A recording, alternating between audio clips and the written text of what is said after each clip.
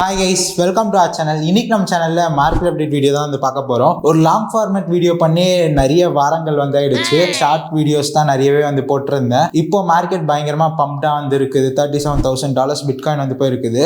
Year end எப்பவுமே crypto மார்க்கெட்டில் பெரிய லெவலில் கிராஷாக நம்ம பார்த்துருக்கோம். இப்போ அப்கமிங் டிசம்பர்லலாம் கிராஷ் எதிர்பார்க்கலாமா, இல்லை அடுத்த வருஷம் இந்த ஏப்ரல் மாதத்துலாம் பிட்காயின் ஹால்விங்னால வரனால நம்ம புல் மார்க்கெட்டுக்குள்ள என்டர் ஆயிட்டோமா, புல் பேக் என்ன லெவல்ஸ் பார்க்கலாம். இதை பற்றிலாம் தான் இந்த வீடியோல பார்க்க போறோம். இது வரைக்கும் வீடியோ வராத காரணம் ஒரு பொசிஷன்ல போய் நின்னுக்கிறேன். கைண்ட் ஆஃப் நான் ஒரு எக்ஸிஸ்டென்ஷியல் கிரைசிஸ்லேயே போயிட்டேன்.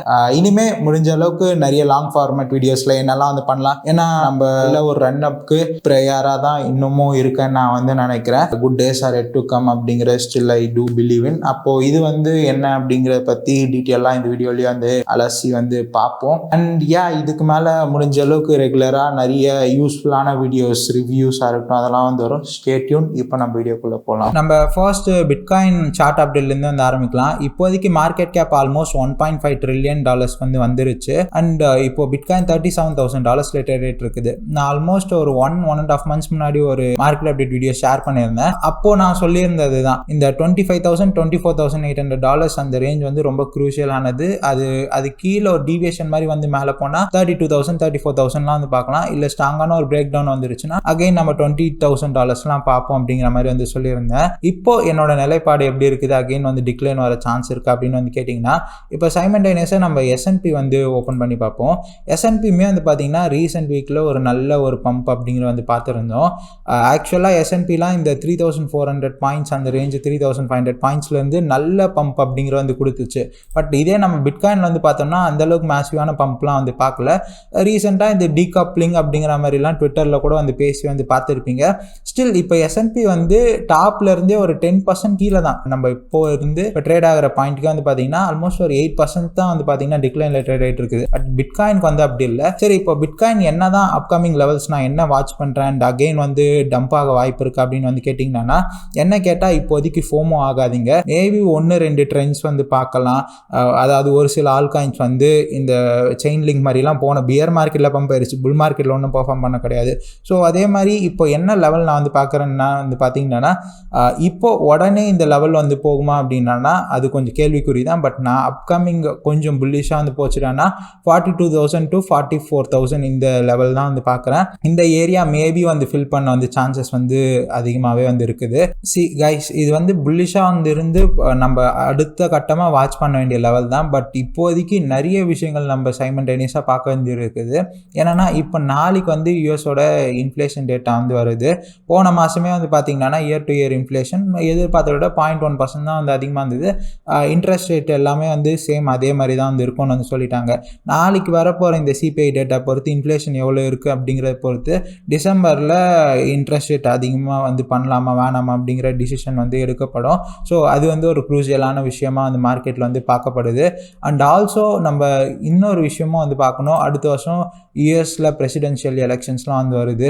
அது பொறுத்து இந்த மாதிரி ஏகப்பட்ட விஷயங்கள் சைமல்டேனியஸாக மார்க்கெட்டில் போயிட்டு இருக்குது. எப்பவுமே இயர் எண்ட் பொறுத்த வரைக்கும் கிரிப்டோக்கு எப்பவுமே அவ்வளோ நல்லா இருந்தது கிடையாது. ஏன்னா people will cash out for Christmas and new year அப்படி இருக்கனால. அண்ட் ஆல்சோ இங்கே ஒரு இன்ட்ரெஸ்டிங்கான ஒரு விஷயமும் ப்ளே அவுட் ஆகிறது பார்க்க முடியும்.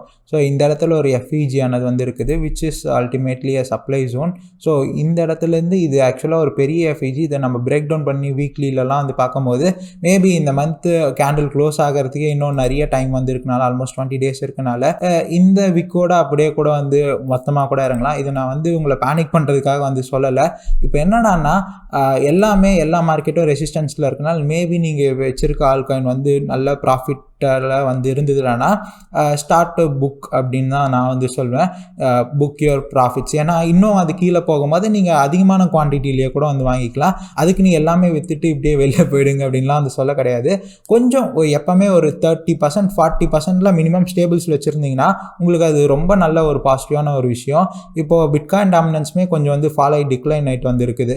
மேபி இன்னும் அக்ரெசிவாக, ஏன்னா பிட்காயின் ஹால்விங் நோக்கி போக போக ஆல்ஸ்லேருந்து எல்லா மணியும் பிட்காயினில் தான் போகும். இது எப்படி நடக்கும் அப்படின்னு பார்த்தீங்கன்னா, மேபி பிட்காயின் ஹால்விங் அப்போ பிட்காயின் $30,000 இருக்குன்னு வச்சுக்கோங்களேன்.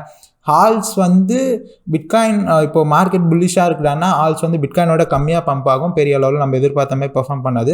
இப்போ மார்க்கெட் டம்ப் ஆகுதுன்னா பிட்காயினோட ஹால்ஸ் பெரிய அளவில் டம்ப் ஆகும், விச் சைமல்டேனியஸாக 2 கேஸ் சினாரியோலையும் பிட்காயின் தான் ஸ்ட்ராங்காக வந்திருக்கும். அண்ட் ஆல்சோ இப்போ வந்து பார்க்கும்போது US டாலர் இண்டெக்ஸுமே வந்து பார்த்தீங்கன்னா கொஞ்சம் கொஞ்சமாக பம்ப் ஆகிற மாதிரி தான் வந்து இருக்குது. ஸோ இப்போ S&P வந்து நம்ம S&Pயோட சார்ட் வந்து பார்ப்போம். S&P இப்போ வந்து வீக்லியாக இருக்கட்டும் ஒரு மேஜரான ரெசிஸ்டன்ஸில் இருக்குன்னு தான் நான் வந்து சொல்லுவேன். மேபி இது பிரேக் அவுட் ஆகி மேலே போனால் நம்ம 4600 பாயிண்ட்ஸ்லாம் வந்து பார்ப்போம். பட் அது இப்போது எந்த லெவலில் வந்து இதெல்லாம் வந்து பார்க்கும்போது நடக்கும்னு தெரியல. ஏறனால நம்ம ஒரு ப்ரொஜெக்ஷன் அப்படின்னு வந்து வச்சுக்க முடியாது. எனக்கு தெரிஞ்சு மேக்ஸிமம் மார்க்கெட் வந்து இன்னும் கொஞ்சம் வந்து இன்னும் ஆல்ஸ்லாம் கொஞ்சம் நல்லா பர்ஃபார்ம் பண்ணுறது வந்து பார்க்கலாம். பட் நம்ம இன்னும் பெரிய லெவலில் ஒரு நல்ல டிஸ்கவுண்ட் வந்து பார்ப்போம் அப்படிங்கிறதான் என்னோட இது வியூவாக வந்து இருக்குது. மேபி அகெயின் ஒரு நல்ல ஒரு டவுன்ஃபால்லாம் வந்து வந்துருச்சுன்னா 24,000 அதெல்லாம் வந்து பார்க்கறதுக்கான சான்சஸ் வந்து இருக்குது. ஒரு நல்ல ஒரு கிராஷ் அப்படிங்கிறது பிஃபோர் ஹால்விங் அப்படின்னு தான் நான் வந்து எக்ஸ்பெக்ட் பண்ணிட்டு வந்திருக்கேன். நான் ஆல்ரெடி வந்து சொன்ன வியூ தான். BNB எல்லாமே நல்ல ரொம்ப வீக்காக தான் வந்து இருக்குது. நம்ம நல்ல டிஸ்கவுண்ட் அப்படிங்கிறத வந்து பார்ப்போம். நான் ஒரு சில ஆல்ஸ்லாம் வந்து பார்த்துட்ருக்கேன், அது உங்களுக்கு கண்டிப்பாக வந்து ஷேர் பண்ணுறேன். இப்போ நீங்களே வந்து நினச்சி பாருங்களேன், எல்லாமே இன்ட்ரெஸ்ட் ரேட் எல்லாமே ஹையில் வந்து இருக்குது. அண்ட் ஆல்சோ நீங்கள் இப்போது டேட்டாஸ் எல்லாமே ராவாகவே நீங்களே வந்து பார்க்கலாம் எந்த அளவில் ஆக்டிவாக நியூ மணி இன்ஃப்ளோ இருக்குது அப்படின்றது. நியூ மணி இந்த சென்ஸ் பீப்புள் இப்போ புதுசாக கிரிப்டோக்குள்ளே வரவங்களா இருக்கட்டும், இல்லை ஆல்ரெடி வந்துட்டு கிரிப்டோ வேணான்னு விட்டு போனவங்களா இருக்கட்டும், அவங்களாம் அகைன் மார்க்கெட்டுக்குள்ளே வந்து வரணும்னா ஏதாவது ஒரு ஃபேக்டர் வந்து இருக்கணும். ஒன்று அவங்ககிட்ட சர்ப்ளஸான மணி இருக்கணும். அது இந்த என்விரான்மெண்ட்டில் உங்களுக்கே ஆப்வியஸாக தெரியும் எந்த அளவில் ஒரு மோசமான இன்ட்ரெஸ்ட் ரேட்ஸ் வந்து ப்ரிவேல் ஆகிட்டு வந்து இருக்குன்னு. அண்ட் ஆல்சோ கிரிப்டோவில் நீங்கள் நினச்சி பாருங்களேன், இந்த ரேலியை விட்டுருங்க, இந்த பம்ப் வந்து மேபி நிறைய பேர் வந்து ஐகேட்சி வந்து அகைன் கிரிப்டோக்குள்ளே என்ட்ரு ஆகலாமா அப்படின்னு இது பண்ணிவிடும். பட் என்ன புதுசாக கிரிப்டோவில் இப்போ வந்து இருக்குது, போன வாட்டி நம்ம மெட்டாவர்ஸ், NFT, டிஃபை அது இதுன்னு வந்து கிரிப்டோவை ஈர்க்கிறதுக்கு நிறைய விஷயங்கள் வந்தது. பட் இப்போதைக்கு பெருசாக அப்படி எந்த இனோவேஷனும் வந்து ஈர்க்கிற அளவுக்கு வந்து இல்லை. ஸோ அதனால் இது ஜஸ்ட் இது ஒரு எப்படி சொல்கிறது, அகெயின் இந்த லிக்விடிட்டி பாயிண்ட்ஸ் டெஸ்ட் பண்ணுற ஒரு பம்பாக தான் நான் வந்து பார்க்குறேன் பர்சனலாக. இன்னும் இந்த ஹால்விங்லாம் முடிஞ்சு எப்பவுமே நீங்கள் வந்து 2020 இதுவெல்லாம் கூட சார்ட்லாம் வந்து எடுத்து ரெஃபர் பண்ணி பார்த்தீங்கன்னா கூட உங்களுக்கு வந்து ஒரு ஐடியா கிடைக்கும். இந்த 2020 கூட பெருசாக மணி பார்த்துருக்க மாட்டீங்க.